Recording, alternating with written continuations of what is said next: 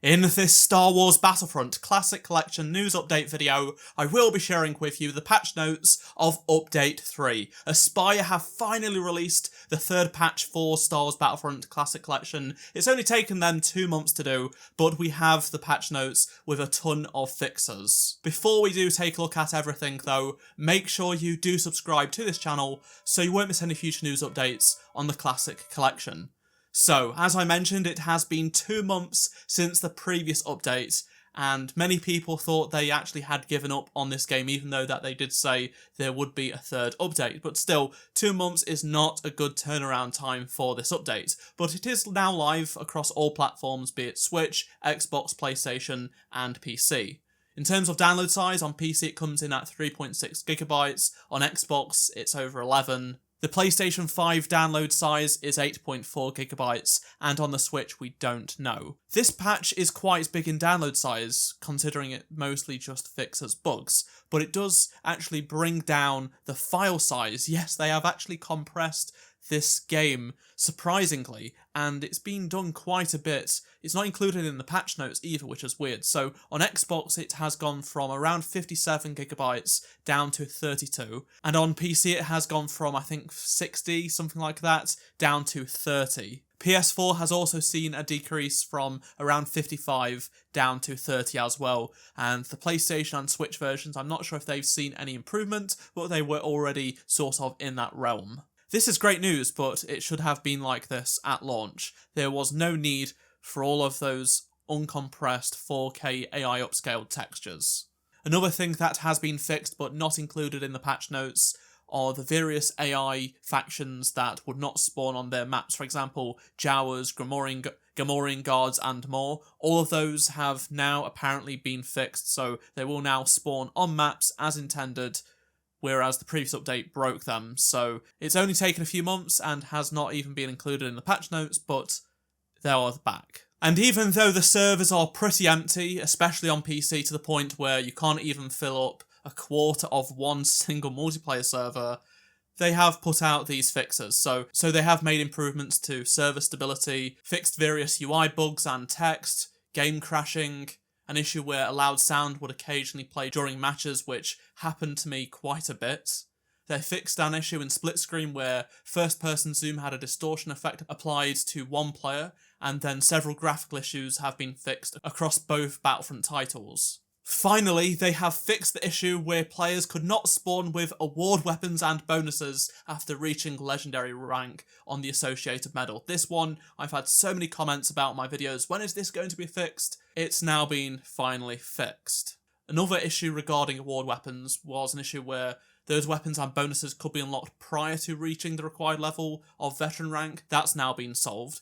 They fixed an issue where L3 and R3 would not be swapped after enabling the swap option for these sticks, and they've also fixed an issue where the custom campaign options could not be changed in split-screen conquest mode, along with an issue where sometimes the film cutscenes would actually stutter. In terms of some specific Battlefront 1 fixes, they fixed an issue where the look sensitivity option would continue to apply to the right analog stick after enabling the swap LS and RS button. They've also fixed an issue where the ATST loadout would fail to spawn on Tatooine Mos Eisley. As for Battlefront 2 specific fixes, they fixed an issue where the same Fire First Journal video would play at the beginning and end of missions. I did have a bunch of people comment this, so I'm glad that has now been fixed. They've also fixed an issue where English voice lines would play after selecting a non-English language. Inside of your career stat screen, the KD ratio will now appear correctly. And they've also fixed an issue where players, weapons, and item swaps animations would actually play twice during multiplayer matches. They've also fixed an issue where units would become invisible after entering vehicles, starfighters, and such. They fixed the issue where the entire screen is covered occasionally by an effect in Hero Assault, and an issue where Kit Fisto could not perform his mid-air attack due to lag in multiplayer. On the Kashyyyk first line of defense mission, where the third objective could not be completed when entering the CIS capital ship hangar, that has now been fixed.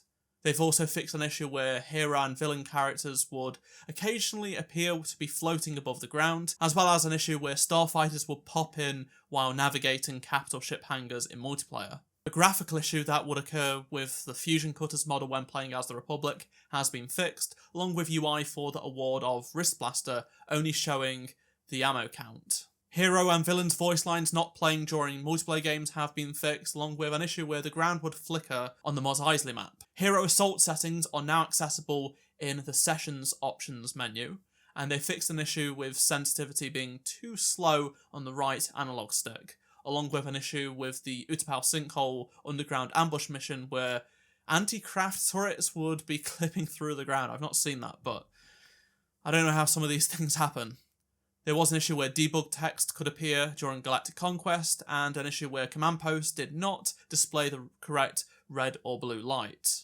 Some trophies and achievements progress would become out of sync in-game with medal progression, and that has also been resolved now, along with medals being able to be earned multiple times in a single life.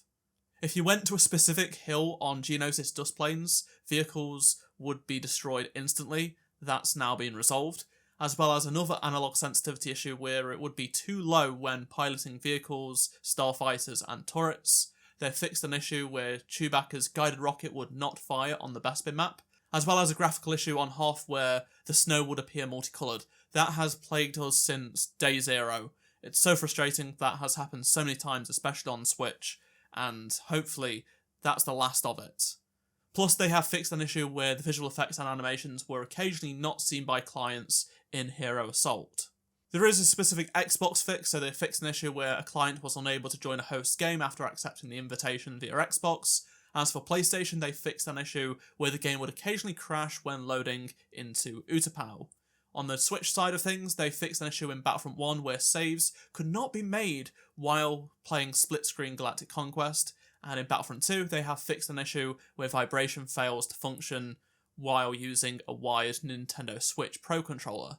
As for the Steam version of the game, they have fixed an issue where the launch menu would be stretched on ultra-wide monitors. They fixed an issue with Xbox button prompts appearing instead of PlayStation buttons when a PlayStation controller was connected, along with some button prompts not displaying on Steam Deck. Enabling VSync would decrease mouse sensitivity. That's now been fixed, and an issue where a second controller would fail to register in split screen. They fixed an issue where footstep sounds would rarely play when in third person, as well as an issue where the save prompt fails to display if a keyboard is used to select a save option after a mission in the Rise of Empire campaign.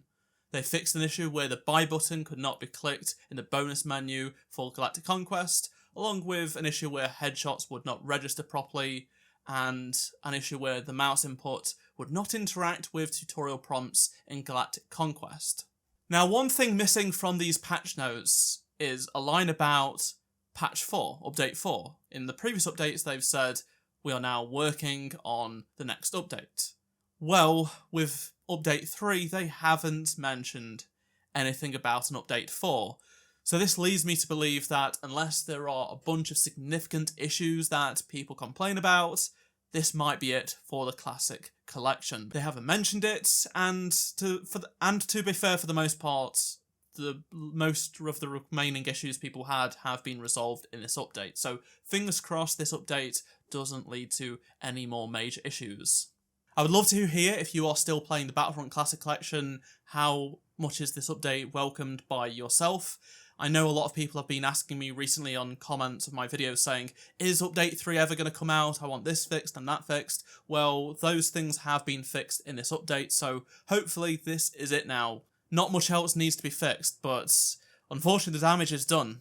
On Steam alone, it was going down to like 12 people playing at any given time. Basically the PlayStation version, and I know the Switch version not doing too bad either. Well, I say not doing too bad, there isn't too many people still playing.